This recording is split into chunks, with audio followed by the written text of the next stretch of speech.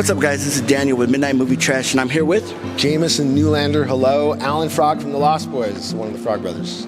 Let me start off by congratulating you on 35 years of the Lost Boys. Thanks a lot. Does it feel like 35 years for you?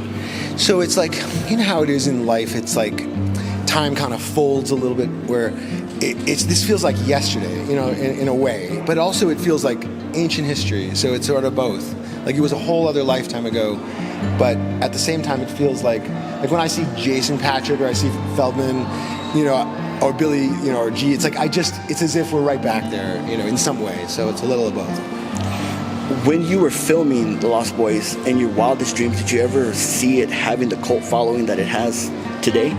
So it's a funny question because it's like being an actor at 16, everything I did I was thinking might be epic and famous. You know, I was like trying, you know, because that's the excitement, you know, is that you could do something that could really make an impact that way. So I probably did think it, but yeah, in wildest dreams, I probably was thinking that's a fantasy, you know. I mean, Schumacher, when Joel was directing, he would joke about the fact that he'd be like, we're making film history here.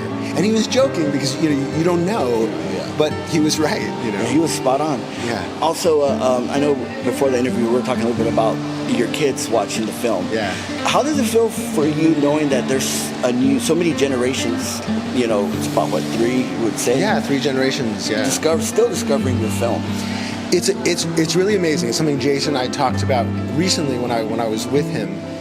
We did like a little plug video for this event, and it's the first thing he mentioned, that these multiple generations of people, you know, when you've done this movie that families are watching together, it's something really cool about that. And to see grandparents who introduce their kids, and then now there's a 5 or 6 year old, or you know, who's watching it, it just feels great. It feels like, hey, we created something that people want to watch together and brings them together, you know. Yeah, it became a staple in horror movie history. Yeah. For us fans. Also, the kill scene with the bathtub. Any memorable moments? Yeah, you know, that scene was one of the most difficult because I had to sit there in the slime. That was probably my low point of the movie, of the shoot, is that.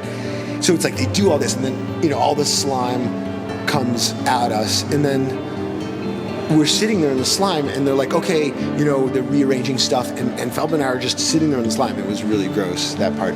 But it was also, you know, it was one of the situations where we saw the special effects happening. You know, it wasn't just an acting scene. It was like, wow, this thing's going to be cool in this new way. So, you know. Also, you and Corey, you guys are the Frog Brothers. You're kind of like the comic relief in a way for the film. Mm-hmm. When you were filming it, did you see it that way, or did you just see that you were two badasses? I thought we were just badasses for a while.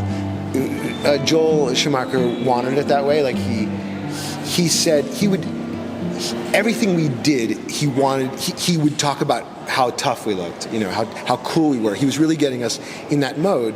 And so, you know, even like when we got to Santa Carla, when we got to Santa Cruz to shoot, Feldman and I went to the boardwalk, and we went on the Big Dipper, you know, that roller coaster, and I threw up, actually. And he was all like, like, he was trying to give me a hard time. He was like, Joel's gonna think that you're a wimp for throwing up. We're supposed to be tough. You know, so that was fun. But yeah, I thought we were tough. And then Brooke McCarter, you know, Brooke, he was the one who mentioned that it was comic relief, and I was like, oh yeah, oh right, yeah, it's comic relief. Yeah, I get it. That's so cool. Yeah. Also, the scene with killing Marco. How was that for you? I know that was really intense for them with the contacts and all that stuff, but I know you guys were in the thick of it also. Yeah, you know, it was like different experiences going on at the time. Like, I only just really connected that he went to the hospital, you know, that Alex Winter went to the hospital after getting sand kicked in his eyes. And he thinks it was Feldman. He says it was Feldman. But I wonder if he's just being nice to me because there was something on Instagram or something like that. I mentioned it, and he was like, "I thought it was Feldman." You know, we were just having fun with it. But so I feel bad about that, but I didn't really connect that at the time.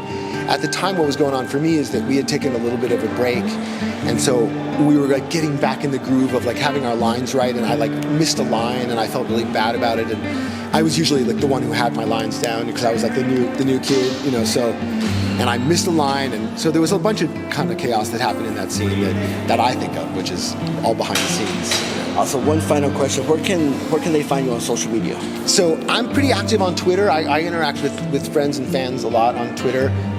I started Instagram this year, and so that's building up. Instagram, I'm like still, it's not natural for me yet, so more and more. But you can find me on Instagram, Facebook. I have a public Facebook page and a private Facebook page, and I just started TikTok, but I don't have the hang of that yet. You know, the kids, you know, they instinctively, yeah, right. That's a tough one. So Twitter, Instagram, and then eventually TikTok. Awesome, Jamison. Thank you so much. It's great to talk to you. This is Daniel with Midnight Movie Trash. See ya.